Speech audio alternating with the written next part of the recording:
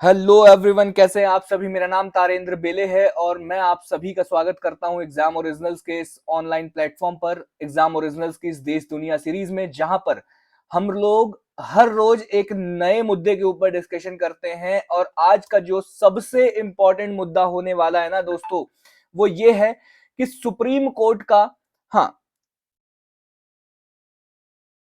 Supreme court का एक बहुत बड़ा निर्णय आ गया है। और सुप्रीम कोर्ट ने अपने फैसला, एक बहुत बड़ा फैसला सुनाया है, जिसमें उन्होंने कहा है कि अब एससी मतलब अनुसूचित जाति और एसटी मतलब अनुसूचित जनजाति का जो रिजर्वेशन होता है सरकारी नौकरी और सरकारी विद्यालयों में पढ़ाई के लिए, या मैं कहूं कि प्राइवेट एजुकेशन के लिए जो रिजर्वेशन होता है एससी और एसटी कम्युनिटी के, उसमें भी अब बन सकेगी सब कैटेगरी। मतलब सुप्रीम कोर्ट ने क्या कहा है कि अब जो एससी और एसटी का जो रिजर्वेशन है उसमें भी सब कैटेगरी बनाई जाएगी। इसका मतलब यह है दोस्तों कि कोटा के अंदर एक और कोटा या रिजर्वेशन के अंदर हम एक और रिजर्वेशन देखने के लिए जो है वो मिल सकता है। तो क्या ये पहली बार ऐसा हुआ है या इससे पहले भी किसी कैटेगरी में ये सारी की सारी चीजें हो चुकी है? सारी की सारी चीजों को विस्तार से समझेंगे, लेकिन उससे पहले मैं आप लोगों को बता देना चाहता हूं कि एग्जाम ओरिजिनल्स के ऊपर एमपीपीएससी के सारे कोर्सेज पर शानदार सेल चल रही है। कब से? 1 अगस्त से लेकर 5 अगस्त तक शानदार सेल चल रही है और सारे के सारे कोर्सेज पर जो है ना वो 40 to 60% का डिस्काउंट है, जैसा कि आप सारे के सारे कोर्सेज के बारे में यहाँ पर देख सकते हो। ठीक है, अपनी तैयारी को स्टार्ट करने का बेहतरीन सुनहरा मौका है। मैं आप लोगों को कह रहा हूं कि जो प्राइजेस आप लोगों को यहाँ पर दिखाई दे रहे हैं ना, कोर्सेज आप लोगों को इससे भी सस्ते में मिल जाएंगे अगर आप लोग कूपन कोड, मेरा कूपन कोड अप्लाई करोगे। मेरे कूपन कोड को जानने के लिए, क्योंकि लगभग सिर्फ 20 स्टूडेंट्स के लिए ये कूपन कोड है, तो आप लोगों को इस नंबर पर व्हाट्सएप करना होगा और आप लोगों को कूपन कोड लिखना होगा। मैं आप लोगों को कूपन कोड प्रोवाइड कर दूंगा, तो आप लोगों को ये कोर्सेज जो है वो और ज्यादा सस्ते में मिल जाएंगे या और ज्यादा कम प्राइजेस में आप लोगों को ये सारे के सारे कोर्सेज जो है वो मिल जाएंगे। साथ ही साथ अगर आप इन कोर्सेज को बेहतर तरीके से जानना चाहते हो या आप लोग चाहते हो कि इन कोर्सेज के बारे में आप लोगों को कोई भी इंफॉर्मेशन मिले, तो आप लोगों को सीधे इस नंबर पर कांटेक्ट करना है और आप लोगों को सीधे सीधे जो है वो सारे के सारे कोर्सेज के बारे में जानकारी प्रोवाइड कर दी जाएगी। आगे अगर मैं आप लोगों को बताना चाहता हूं कि इन कोर्सेज के लिए आप लोगों को एग्जाम ओरिजिनल्स का एप्लीकेशन डाउनलोड करना होगा। सिंपल, आप लोगों को प्ले स्टोर पर जाना है, एग्जाम ओरिजिनल सर्च करना है और हम लोगों का जो एप्लीकेशन है वो इस तरीके से दिखाई देता है, तो इसको आप लोगों को सिंपल डाउनलोड करना है। दोस्तों देखिए, इस पूरे के पूरे वीडियो में ना हम जिन चीजों के ऊपर डिस्कशन करने वाले हैं उनको हाइलाइट्स के रूप में मैं आप लोगों के सामने लेकर आया हूं। और इन सारे के सारी चीजों के ऊपर डिस्कशन, किन किन चीजों के ऊपर डिस्कशन करने वाले हैं हम लोग, तो सबसे पहली चीज तो जो होने वाली है वो ये कि सुप्रीम कोर्ट ने एससी और एसटी के आरक्षण कोटे के भीतर भी कोटे के ऊपर फैसला सुनाया है। मतलब सुप्रीम कोर्ट ने कहा है कि भाई, अनुसूचित जाति और जनजाति का जो आरक्षण है उसके भीतर भी कोई कम्युनिटी अगर विकास की मुख्य धारा से बहुत ज्यादा पिछड़ी हुई है तो ऐसी कम्युनिटी को और ज्यादा आरक्षण दिया जा सकता है, ऐसा सुप्रीम कोर्ट ने कह दिया है। संविधान जो सुप्रीम कोर्ट की जो पीठ थी, जो 7 जजेस की पीठ थी, उन 7 जजेस की पीठ में से 6 जजेस ने जो है ना दोस्तों, 6 जजेस ने पक्ष में निर्णय सुनाया है और एक जज ने जो है वो विपक्ष में निर्णय सुनाया है। तो इनके निर्णय भी मैं आप लोगों को सुनाऊंगा, किसी प्रकार की कोई दिक्कत वाली बात नहीं है। जस्टिस बेला त्रिवेदी जो है ना, वो ये जो एक एक आप देख रहे हो, ये जस्टिस बेला त्रिवेदी है। और जस्टिस बेला त्रिवेदी ने क्या कहा है ये भी मैं आप लोगों को आगे आगे बताऊंगा।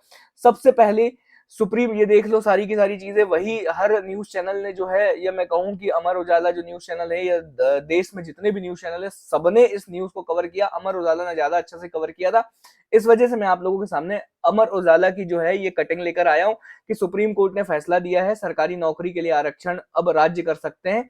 वर्गीकरण, अनुसूचित जाति और जनजातियों का वर्गीकरण भी किया जा सकता है, ये सुप्रीम कोर्ट ने कह दिया है। सबसे पहले ना पूरा मामला समझना होगा। सबसे पहले अगर मैं आप लोगों को मामला बताऊं कि इस मामले की कहानी जो है वो कहां से शुरू होती है, तो सबसे पहले मैं आप लोगों को बताऊं तो 1975 में जो है ना, वो पंजाब सरकार ने क्या किया था। पंजाब सरकार ने पंजाब राज्य के अंतर्गत, पंजाब राज्य के अंतर्गत जो अनुसूचित जातियां थी, मतलब जो शेड्यूल, हाँ, पंजाब सरकार के अंतर्गत जो अनुसूचित जातियां थी ना, इन अनुसूचित जातियों को पंजाब सरकार ने इनका जो रिजर्वेशन था पंजाब सरकार के अंतर्गत 15% लगभग का रिजर्वेशन एससी कम्युनिटी के लिए था। इन 15% के आरक्षण को पंजाब सरकार ने दो भागों में बांट दिया था। इन्होंने जब अपने यहाँ की अनुसूचित जाति की जो कम्युनिटी है उन सारी की सारी कम्युनिटी को देखा तो इन्होंने पाया कि वाल्मीकि और मजहबी जो सिख है, वाल्मीकि और मजहबी जो सिख है ना, ये ऐसी कम्युनिटी है जो बाकी अनुसूचित जाति वर्ग की कम्युनिटी से कहीं ना कहीं पिछड़ गई है, या इनका विकास उतना नहीं हो पाया जितना अदर अनुसूचित जाति या एससी कम्युनिटी का विकास हो पाया। तो 1975 में ही पंजाब सरकार ने कहा कि भाई जो 15% है उसका कुछ परसेंटेज रिजर्वेशन जो है वो सीधे सीधे वाल्मीकि और मजहबी सिखों को दिया जाएगा, और बचा हुआ जो परसेंटेज रिजर्वेशन है वो बाकी अनुसूचित जाति वर्ग को दिया जाएगा। इस तरह का एक डिसीजन जो है वो पंजाब सरकार ने सुनाया था 1975 में। ये डिसीजन जो है वो लगभग लगभग 30 सालों तक पंजाब की गवर्नमेंट में ये सारी की सारी चीजें जो है वो लागू रही। लेकिन उससे पहले 2004 में 2004 में सुप्रीम कोर्ट के सामने जो है ना दोस्तों, 2004 में सुप्रीम कोर्ट के सामने जो है वो एक केस आया था, जिस केस को हम लोग जानते हैं चिन्नैया बनाम आंध्र प्रदेश राज्य का एक केस था, जो सुप्रीम कोर्ट के पास कब आया था, 2004 में आया था। और ये केस भी सिंपल यही था कि शेड्यूल जो कास्ट है, शेड्यूल कास्ट में जो वर्गीकरण किया जा सकता है या नहीं किया जा सकता, या उसकी सब कैटेगरी बनाई जा सकती है या नहीं बनाई जा सकती, इससे रिलेटेड एक सुप्रीम कोर्ट में 2004 में एक केस आया था। और इस केस में सुप्रीम कोर्ट के 5 जजेस की बेंच ने यह कहा था कि आप जो अनुसूचित जाति वर्ग है इसमें और सब कैटेगरी नहीं बना सकते, क्योंकि अनुसूचित जाति वर्ग को एक पूरी तरह से एक ही समूह माना गया है, जिनके साथ जो है वो छुआछूत या भेदभाव पूर्ण घटनाएं इतिहास में हो चुकी है। इस वजह से इन्हें जो है वो विकास की मुख्य धारा में लाने के लिए एक वर्ग के रूप में पूरी तरह से अनुसूचित जाति वर्ग कहा गया है। तो इसमें और आप सब कैटेगरी नहीं कर सकते, क्योंकि अगर आप इसमें सब कैटेगरी करोगे तो आप समानता के अधिकार का उल्लंघन करते हो। और ये सारी बात करते हुए सुप्रीम कोर्ट ने कहा कि किसी भी तरह अनुसूचित जाति वर्ग या अनुसूचित जनजाति वर्ग में सब कैटेगरीज नहीं बनाई जा सकती, या मैं कहूं कि उसमें कोटे के अंदर और जो जाति या जनजाति है उनको और कोटा नहीं दिया जा सकता। ये सुप्रीम कोर्ट ने 2004 में कहा था। उसके बाद क्या हुआ, उसके बाद जो पंजाब सरकार का चल रहा था केस, पंजाब सरकार ने तो पहले ही ये कर लिया था, तो पंजाब सरकार का जो ये निर्णय था, पंजाब सरकार को वापस एक कानून लाना पड़ा।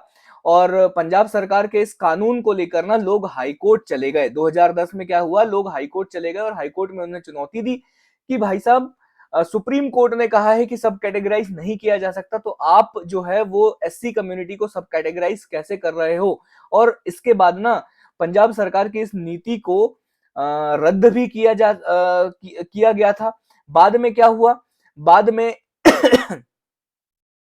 बाद में लोगों ने कहा कि भाई जो इंदिरा साहनी मामला है 1952 का, और इंदिरा साहनी मामले में जो ओबीसी वर्ग है, इंदिरा साहनी मामले में ओबीसी वर्ग को भी तो कैटेगराइज किया है, ओबीसी वर्ग को क्रीमी लेयर और नॉन क्रीमी लेयर में कैटेगराइज किया है। तो इसी तरह जो है लोगों ने ये कहा कि इसी तरह अनुसूचित जाति वर्ग में भी कैटेगरी जो है वो होनी चाहिए, या क्रीमी लेयर या नॉन क्रीमी लेयर होनी चाहिए। ये सारी की सारी चीजें हुई। धीरे धीरे क्या हुआ, 2020 में सुप्रीम कोर्ट में ये मामला पहुंचा, और सुप्रीम कोर्ट में जब मामला पहुंचा तो एक 5 जजों की बेंच बैठी, और इन 5 जजों की बेंच को काम सिर्फ इतना दिया गया कि आपको ये पता करना है कि क्या 2004 में जो निर्णय हुआ था, जो ईवी चिन्नैया बनाम आंध्र प्रदेश राज्य वाला जो सुप्रीम कोर्ट का निर्णय हुआ था, उस पर फिर से विचार किया जाना चाहिए या नहीं किया जाना चाहिए। इसके लिए 5 जजेस की बेंच बिठाई, और बाद में यह निर्णय हुआ कि इसके ऊपर फिर से विचार किया जाना चाहिए। तो इसी वजह से जनवरी 2024 है, इसमें 3 दिनों तक दलीलें सुनी गई, और उसके बाद सुरक्षा जो है, जो निर्णय है वो सुरक्षित कर लिया गया। और फिर इसके ऊपर निर्णय लेने के लिए 7 जजेस की बेंच बनाई गई, जिसकी अध्यक्षता खुद chief justice of India, Bharat के चीफ जस्टिस ऑफ इंडिया ने जो है वो इसकी अध्यक्षता करी है। तो ये आप लोगों को सारी की सारी चीजें मैं आप लोगों को बता रहा हूँ, सारी की सारी चीजें जो है वो आप लोग देख पा रहे हो कि क्या निर्णय, हाँ, क्या निर्णय हो रहे हैं, क्या नहीं हो रहे हैं, सारी की सारी चीजें, पूरी की पूरी चीजों को आपने विस्तार से समझ लिया। आगे अगर मैं आप लोगों को बताऊं तो ये वही है 2004 का केस जो मैं आप लोगों को बता रहा था। ठीक है, तो ये सारी चीजें तो मैंने आप लोगों को समझा दी, लेकिन मैं आप लोगों को बता देना चाहता हूं कि हुआ क्या है कि हाल ही में हाँ, हाल ही में सुप्रीम कोर्ट के चीफ जस्टिस ऑफ इंडिया और उन्हीं के साथ जो है ना 7 जजेस की बेंच बैठी थी। 7 जजेस की बेंच में एक supreme court chief justice of India थे और बाकी 6 जजेस थे सुप्रीम कोर्ट के। इन्होंने हाल ही में निर्णय सुनाया है और अपने निर्णय में इन्होंने कहा है कि अब राज्यों को ये अधिकार प्राप्त होगा। इन्होंने कहा है कि अब राज्यों को, हाँ अच्छे से मेरी बात सुनिएगा, इन्होंने कहा है कि अब राज्यों को ये अधिकार प्राप्त होगा कि ये क्या कर पाएंगे, ये अपने राज्य में जो अनुसूचित जाति है या जो अनुसूचित जनजाति है, इनमें और सब कैटेगराइज्ड की जा सकती है, इन जनजातियों को सब कैटेगराइज्ड की जा सकती है, ये इन्होंने कहा है।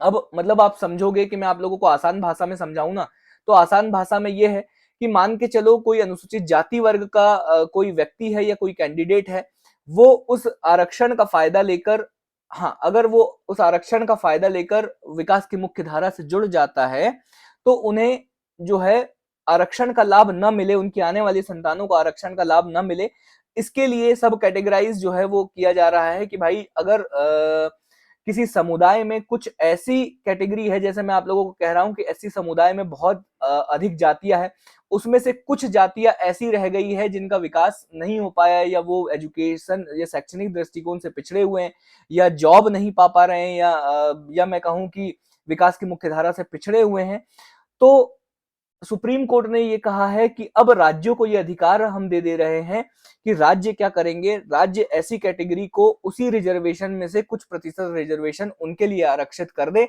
या उनको सब कैटेगराइज्ड कर दे। और ऐसा ही निर्णय जो है वो 6-1 की सहमति से सुप्रीम कोर्ट के 7 जजेस की बेंचेस ने दी है। मतलब 7 लोग इसके पक्ष में थे इस निर्णय के, और एक जो है वो उसके विपक्ष में थे। विपक्ष में जो थी उनका नाम था बेला त्रिवेदी जी। बेला त्रिवेदी जी ने मना कर दिया कि नहीं, ऐसा नहीं होना चाहिए। अगर ऐसा होता है ना, तो आप क्या करते हो आप क्या कर रहे हो, आप अनुच्छेद 15 और अनुच्छेद 16 का उल्लंघन कर रहे हो। ठीक है, ये बेला त्रिवेदी जी ने कहा है। लेकिन जो चीफ जस्टिस ऑफ इंडिया है, उन्होंने कहा है कि उपवर्गीकरण में, मतलब अगर जनजातियों का या जो अनुसूचित जातियां हैं, इनका अगर हम उपवर्गीकरण करते हैं, तो उन्होंने कहा है कि यहाँ पर उपवर्गीकरण में किसी भी प्रकार से 14 का उल्लंघन नहीं करता, या 15 का उल्लंघन नहीं करता, या 16 का उल्लंघन ये नहीं करता है। ये चीफ जस्टिस ऑफ इंडिया ने कहा है। देखो, यहां पर कहा है, चीफ जस्टिस ऑफ इंडिया ने अपने निर्णय को पढ़ते हुए कहा है कि वर्गों से अनुसूचित जातियों की पहचान करने के लिए इस्तेमाल किए जाने वाले मापदंडों से यह पता चलता है कि वर्गों के भीतर बहुत ज्यादा विविधताएं है। चीफ जस्टिस ऑफ इंडिया कहते हैं कि जो वर्ग है, मतलब अनुसूचित जाति है या अनुसूचित जनजाति है, इनके भीतर बहुत ज्यादा विविधताएं है। उन्होंने कहा है कि अनुच्छेद 15 और 16 में ऐसा कुछ भी नहीं है जो राज्य को किसी भी जाति को उपवर्गीकृत करने से रोकता है या सब कैटेगराइज करने से रोकता है। हालांकि निर्णय और इसी के विपक्ष में जो है ना, वो बेला त्रिवेदी जी ने कहा है, उन्होंने असहमति जताते हुए कहा है कि राज्यों के पास ऐसी कार्यपालिक या विधायी शक्तियां नहीं है कि वो जातियों को उपवर्गीकृत कर पाए। बेला त्रिवेदी जी ने कहा है कि जो राज्य है, जो स्टेट है, उनके पास कोई भी ऐसी विधायी या कोई भी ऐसी कार्यपालिक शक्ति नहीं है कि वो जातियों को उपवर्गीकृत कर पाए। क्योंकि बेला त्रिवेदी जी ने कहा है, क्योंकि जातियों को वर्गीकृत या अनुसूचित जाति में कौन आएगा, अनुसूचित जनजाति में कौन सी जातियां आएंगी, इसका डिसीजन जो है वो कौन लेते हैं, वो अनुच्छेद 341 के तहत राष्ट्रपति महोदय जो है वो इसका डिसीजन करते हैं, या अधिसूचना के साथ राष्ट्रपति महोदय ये डिसाइड करते हैं कि कौन सी जाति अनुसूचित जाति में आएगा और कौन सी जनजाति अनुसूचित जनजाति में आएगी। अगर कोई राज्य ये डिसाइड करता है तो इनका कहना था कि आप राष्ट्रपति जी के अधिसूचना के साथ छेड़छाड़ कर रहे हो या उनका अपमान कर रहे हो। इस वजह से बेला त्रिवेदी जी ने जो है वो इसका विरोध किया है। मैं आप लोगों की भी राय जानना चाहूंगा कि आप लोग भी इस मुद्दे पर क्या सोचते हो, आप लोगों का क्या इस मुद्दे के ऊपर विचार है। आप लोग भी प्यारे प्यारे कमेंट्स के माध्यम से अपने विचार को कमेंट बॉक्स में साझा करिएगा मेरे साथ। आगे अगर मैं आप लोगों को बताऊं ना, तो न्यायमूर्ति गोगोई साहब जो इसमें थे, इस 7 बेंचेस की 7 न्यायाधीशों की बेंच में थे, उन्होंने कहा है कि एससी और एसटी में भी क्रीमी लेयर जैसी पहचान करनी चाहिए। क्रीमी लेयर और नॉन क्रीमी लेयर, जैसे ओबीसी जैसे अन्य पिछड़ा वर्ग में क्रीमी लेयर और नॉन क्रीमी लेयर है, उसी तरह से न्यायमूर्ति गवई जी ने कहा है कि एससी और एसटी में भी क्रीमी लेयर और नॉन क्रीमी लेयर होना चाहिए।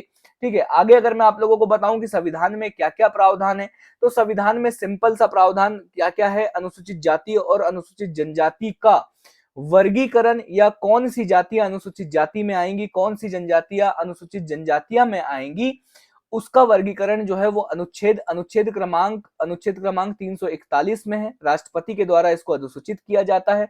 और इसमें इन्होंने कहा है कि ये जरूरी नहीं है कि कोई एक जाति अगर अनुसूचित जाति में आती है तो वही जाति अन्य किसी राज्य में अनुसूचित जन जाति में आए, या आ भी सकती है और नहीं भी आ सकती, इसका कोई वो नहीं है।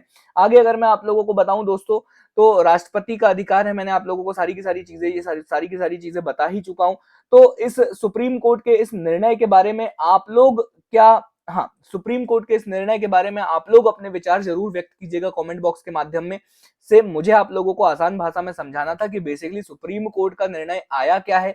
आप लोग अगर मेरे साथ जुड़ना चाहते हो ना, अगर आप लोग वीडियोस की लिंक, या आप लोग चाहते हो कि आप लोगों को मेरे हर वीडियोस की लिंक मिले, तो सिंपल आप लोगों को मुझसे टेलीग्राम पर जुड़ना है।